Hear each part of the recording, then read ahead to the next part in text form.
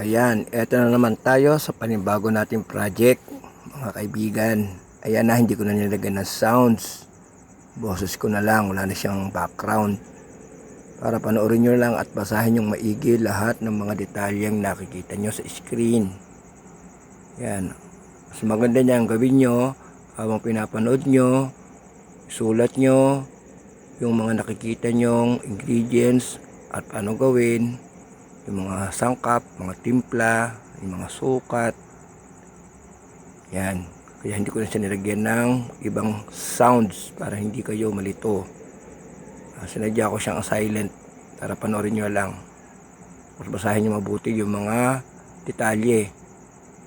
Yan, yung mga gustong matutong gumawa ng quick cam o kick cam sabi nung iba, pero quick cam talaga yan. Kaya panoorin nyo lang mabuti. Yan yung mga ginagawa namin sa Malabon nung araw. Hanggang ngayon ginagawa ko rin yan kung gugustuhin ko. Madali na naman gawin yan eh. Kaya yung mga gustong magnegosyo, pwede yung gawin yan. Yan, mas masarap yan kaysa doon sa ordinaryong kickcam na nakikita nyo na niyala ko. Okay, masarap din naman yun, pero much better po ito.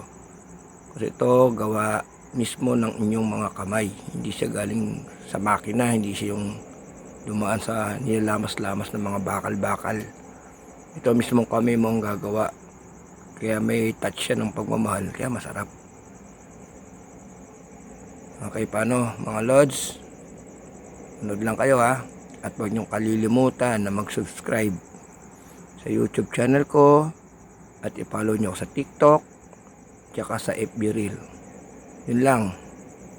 Yun lang ang konting aking hinihingi sa inyo para sa pag-aambag ko ng video na to.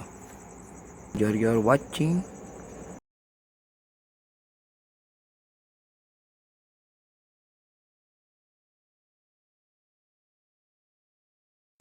Siya nga pala, wag nyo nang intindihin yung mga ginagamit kong kagamitan dyan.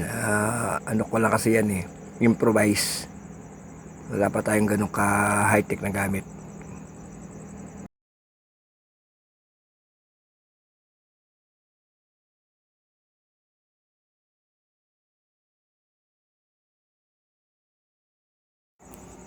Yung kawali ko, wag nyo muna masyadong titigan ha.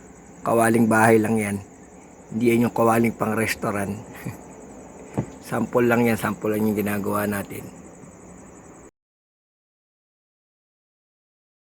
Kung magtitinda nga po pala kayo nito, pwede nyong ibenta ng 35 ang isang piraso hanggang 40 pesos lang. Huwag kayong lalabi sa ganung presyo para makabenta kayo ng marami. Thank you!